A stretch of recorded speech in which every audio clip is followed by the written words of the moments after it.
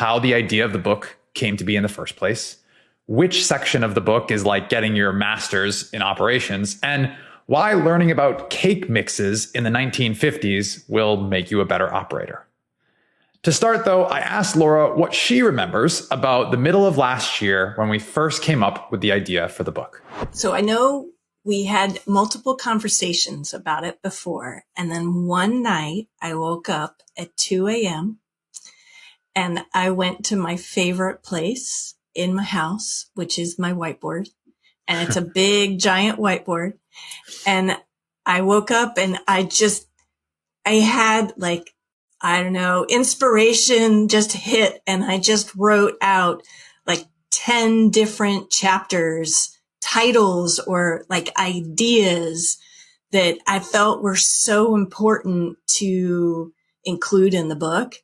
And it was one of those moments that just feels like it's out of body experience. So you're just kind of standing back, and I'm like, it's 2 a.m. and I'm in my office on the whiteboard, staring at what feels like the start of the book. And I remember, I think the next day is actually when I wrote it down, and you were still working full time, and I wrote back and I'm like, here, I had this idea.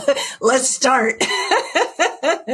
And just the little sparkles that come along with that, of just the excitement of being able to say, like, these are key themes that I think are important for every ops leader to be thinking about.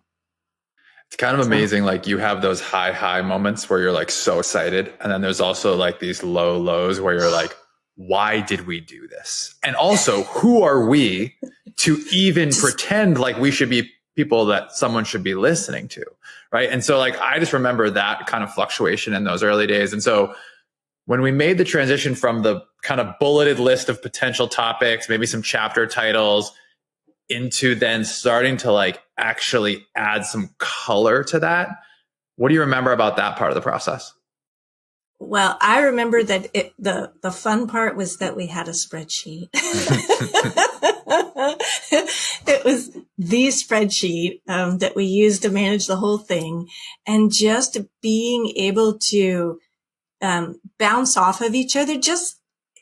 It felt like when we were working together, and it felt so natural to do this, bouncing ideas off of, and we'd have the chapter title and we kind of tweak it a little bit. And then we'd have like the things that we were going to cover in that chapter.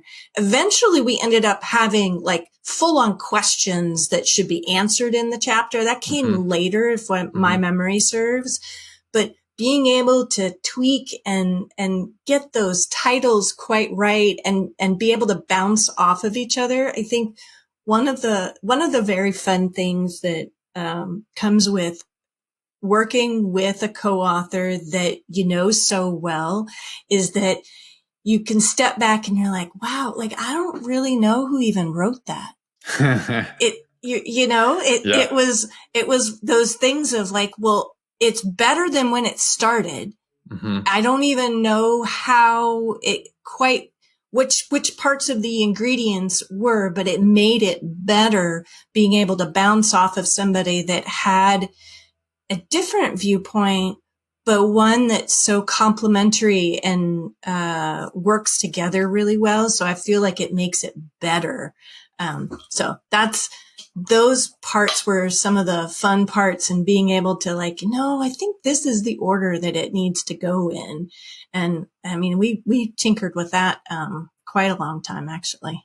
We did. And I think the interesting part about that process was we knew kind of some themes and some ideas and some specific topics that we knew needed to be in the book, but we weren't really sure at the beginning, like, what our kind of incremental contributions to the conversation about RevOps were going to be, right?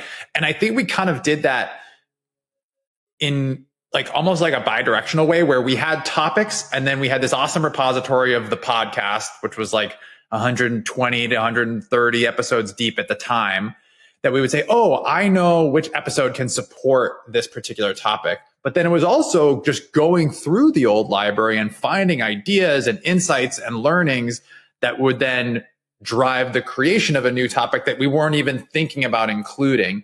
And so it was it worked in both directions. And then I think only probably like 30 or 40% of the way through actual writing did we take a step back and say, oh my gosh, like we have this idea for the revenue operations mindset.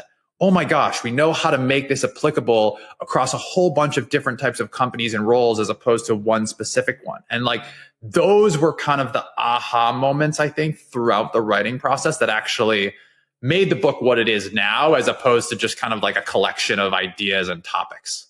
Yeah. Yeah. It's funny. Sometimes you have to write before you figure out what you're trying to say. Yeah.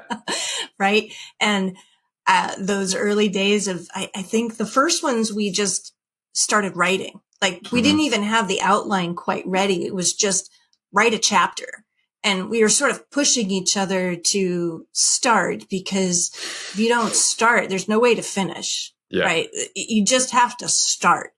And we started, and yeah, those were pretty, I think we tossed out a few of those. They were a little rough. Sure.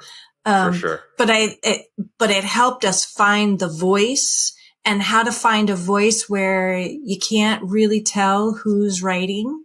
That was really important to us, of figuring out, so that it wasn't, oh, we've got two different dueling voices in this book. It was, how do we combine the best of both of us into something that, you can hear as an audience, or as a reader, you could hear it and be able to grab onto those ideas and concepts and kind of fundamentals. And I think that's really the operator's mindset was really a distillation of those core fundamental, what is it that we really believe about this role that is true regardless of the circumstances, of if you just have sales ops, or if you've got the whole 9 yards, or depending on which, whatever organization and whatever type of company you're in.